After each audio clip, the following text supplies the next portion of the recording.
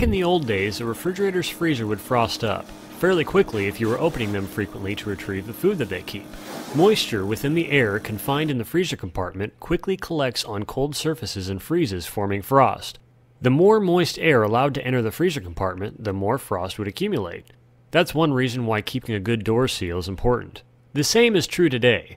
However, if everything is working properly, you never see any of the frost, because of the invention of the defrost cycle. Needing to manually defrost your refrigerator every 2 months is not very convenient, so most modern refrigerators have this automatic defrost cycle. There are 3 main components in this defrost system: a timer that keeps track of compressor runtime, a small bimetal thermostat that senses if the evaporator needs defrosting, and a heater that melts accumulated frost by generating thermal energy when it is supplied with 120 volts. It's not all gumdrops and rainbows though. Food cannot be preserved quite as long in an automatic defrosting refrigerator's freezer as it can in a manually defrosting one due to the short rise in temperature from time to time to eliminate ice. One other issue is that you expect it to function properly. In the days of manually defrosting refrigerators, people would understand that they needed to let their appliance melt down every now and then to work properly. But today, if this unseen automatic system fails and frost appears, or that cool glass of milk you just poured is suddenly room temperature, people freak out because they don't know what to do. Airflow is crucially important for your refrigerator freezer to work properly. All cold air is generated in the freezer compartment, and then it is circulated and forced into the refrigerator compartment by a freezer fan called the evaporator fan. Cold air from the freezer is forced into the refrigerator, and the slightly warmer air in the refrigerator is forced back into the freezer area to have the heat that it contains removed. If either of these air passages becomes blocked with frost, or the automatic temperature controlling duct door, called a diffuser, sticks closed, the refrigerator will not receive any cold air from the freezer.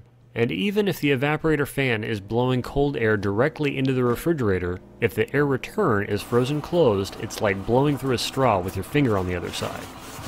The defrost timer is supplied power by the refrigerator's main thermostat whenever the compressor is running. In this way, it calculates how frequently a defrost cycle may need to be performed. Most timers are set to initiate a defrost cycle after the compressor has run a collective 8 to 10 hours. Because the compressor is cycled on and off as needed by the refrigerator's control thermostat, this could take 10 hours if the compressor is running continually, or a few days if the doors stay closed.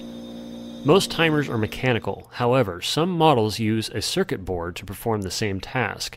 A defrost cycle starts when the defrost timer sends electricity to a small thermostat attached to a cooling coil called the evaporator. For more information about how a refrigerator works, visit applianceassistant.com. This thermostat is called a bimetal thermostat because it has 2 small contact strips that flex with temperature change to open or close a circuit. In this case, the bimetal thermostat closes, allowing electricity to flow through when it is cold. In this way, the refrigerator will not energize the defrost heater if there is no ice to melt. This thermostat is basically an automatic switch that is on when it is cold. If the thermostat is cold enough to be closed, electricity passes through it, allowing the heater to be energized. The heater temporarily becomes red hot, melting all the accumulated ice until the timer stops supplying power, or the bimetal thermostat warms up enough to open, breaking electrical flow. So now you know a little bit about how it works. Let's see what can go wrong in order of likelihood. The most common cause of defrost problems or ice buildup is user error. Let's just say you have one too many cold ones and forget to close the refrigerator door. In the morning, you sluggishly enter the kitchen for a cup of coffee and notice that the door is open, so you close it.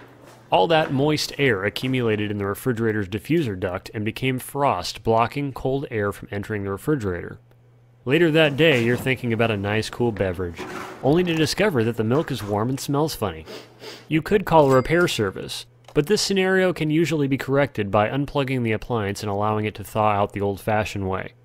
The most common mechanical failure is the bimetal thermostat failing to close and allowing power to flow through to energize the heater. The thermostat can be checked for continuity when it is cold. If everything is frozen and the thermostat has infinite resistance, it needs to be replaced. Sometimes the defrost timer will fail to send electricity when it should. Mechanical timers can be manually advanced with a flathead screwdriver in the clockwise direction slowly until a click is heard. At this point, electricity should be sent through the heater to the thermostat. Some simple voltage tests can determine where the problem lies. The circuit board style of defrost timer is a little more complicated to trick into a defrost cycle, so I'm not going to explain that. But you can see me do it on this video. Doing it wrong will definitely destroy the timer even if it was fine before, and if you're not careful you can be electrocuted. The last and least likely to fail is the heater itself. To test the heater, unplug its contacts and do a resistance test. The defrost heater should have some resistance, however, an infinite resistance reading would mean that it needs to be replaced. The entire defrost circuit can be tested when the freezer is cold by checking for continuity from before the thermostat through the defrost heater. If the thermostat is closed, you should have a low resistance reading, and you can assume that the defrost timer is not sending electricity. I hope this video was helpful and saves you a bunch of money. For more information on using test equipment and appliance repair troubleshooting, visit applianceassistant.com. Thanks for watching.